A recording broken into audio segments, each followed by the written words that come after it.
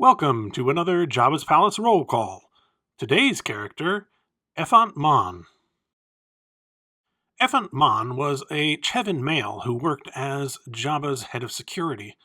Although you could certainly argue that he had one of the most important roles in the palace, in the film Return of the Jedi, he's only barely on screen, and that's true of so many of the characters we cover here.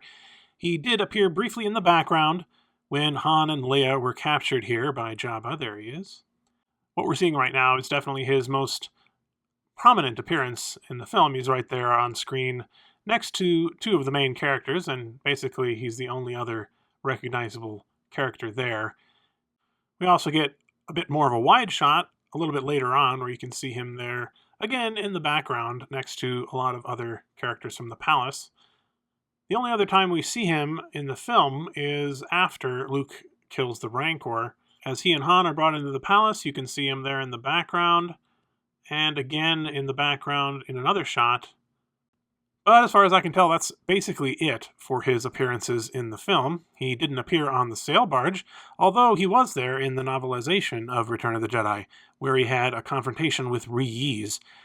This scene was actually filmed, but with Yakface taking Ephant Mon's place. In the end, though, the scene ended up on the cutting room floor.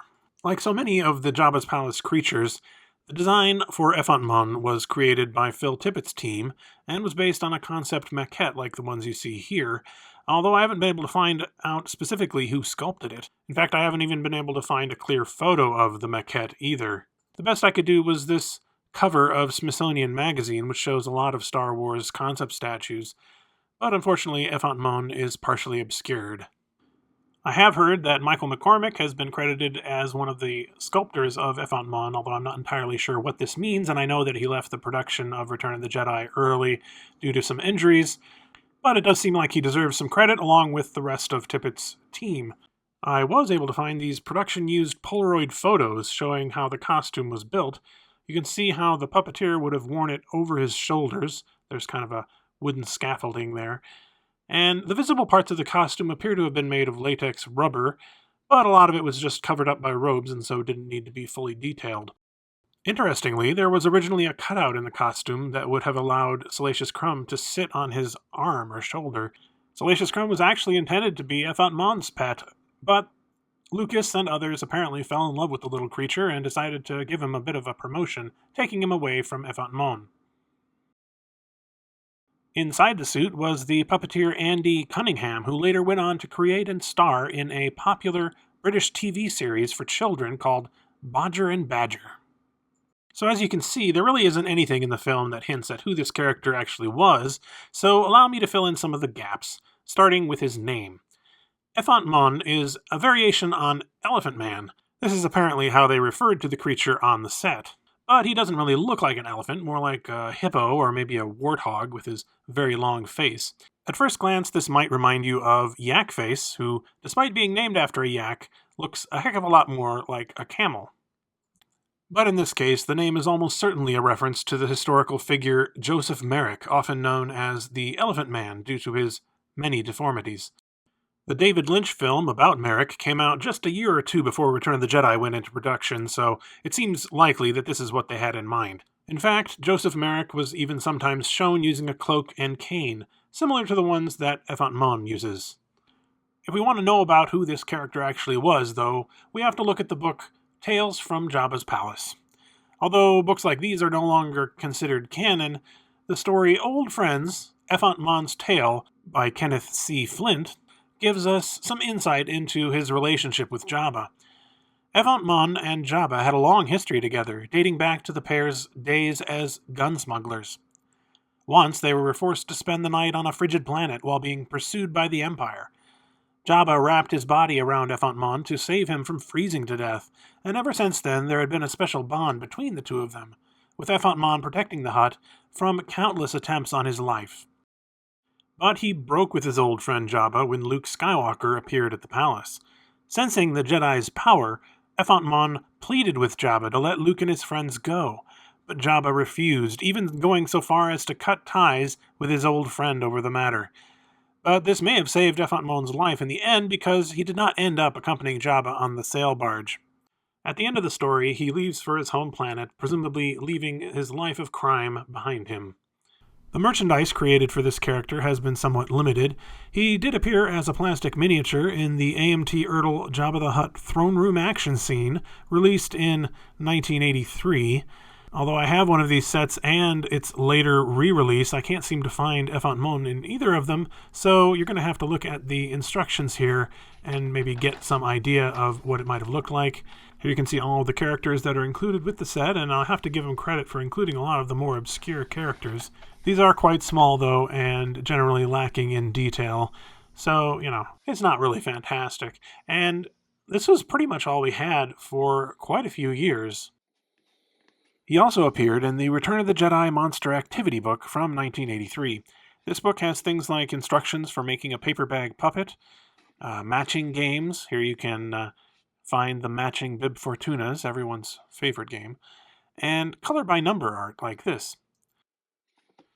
And they actually have an Ephant Mon themed maze. You can follow along his wrinkles to go from the start to the exit. Lots of fun. Of course, they only call him one of Jabba's creatures in the description, which is a little bit rude if you ask me. Lacking any official merchandise, the fans often would turn to customs like this one here. This is a resin figure of Ephant Mon, dating, I think, from the mid to late 90s. It's hollow and made of hard resin, as you can see, and I think it was probably intended to go with the Power of the Force 2 line. We didn't see an actual action figure release for this character until 2002, when Hasbro released this figure in its Saga collection, and honestly, I think it was worth the wait. It's one of the best figures, I think, that they've made for Jabba's Palace. It's very heavy, one of the heaviest figures, I think, that Hasbro has ever put out for Star Wars. He comes with an articulated mouth, which is a nice touch. And he's got his little cane here, which you can hold easily. His robes have been recreated using harder plastic and then some rubbery plastic for the parts that hang down. He also has a little knife here that attaches to his leg. Generally speaking, it's a very impressive looking figure, although the articulation is pretty limited. His arms can only sort of move up and down, and his legs, while they can move a little bit, are really not useful for posing. But I do like his little toe details here. They do look like an elephant now that I look at them, and as well as his tail there as well. But yeah, this is definitely one of my favorite figures. Wizards of the Coast also released an Ephant Mon miniature in 2007, which I only discovered in the course of making this video that I don't actually seem to have in my collection, so I'm going to have to remedy that. As I mentioned, Kenner never made a vintage version of Ephant Mon, but someone recently did make this custom version.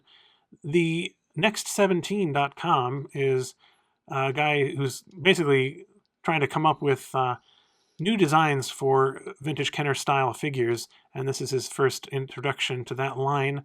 I've made a full video about this figure and about what he's doing there, so maybe take a look at that if you're interested. But yeah, this is a nicely done figure, and I think it would be a nice addition to any vintage Jabba display.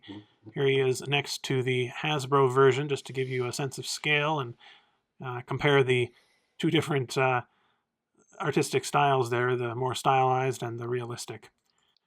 Despite being a rather obscure character, I've seen a number of life-size versions of Ephant Mon over the years. Right now you can buy this life-sized costume of the character if you have deep pockets. It's available on Etsy. I've also seen 1/6 scale versions of the character like these here. So it does seem like there's a lot of creativity that people are putting into making customs of the character, precisely because there haven't been that many actual official releases for him. And that approach is even with us today. This is a model from Black Remnant, and it's a 3D model that you can print on a 3D printer. I did this as part of my review of the Elegoo Mars 3 resin 3D printer. I hope you enjoyed this look at the character of Ephant Mon. Let me know in the comments if I overlooked anything or didn't mention a specific piece of Ephant Mon related merchandise that would be of particular interest to me. As always, this video is being brought to you with the help of my patrons from Patreon, including Angelica Brady and the rest of these Palace VIPs right here. If you'd like to learn how you could support the channel for as little as $1 a month, click the link in the video description. Thanks for watching.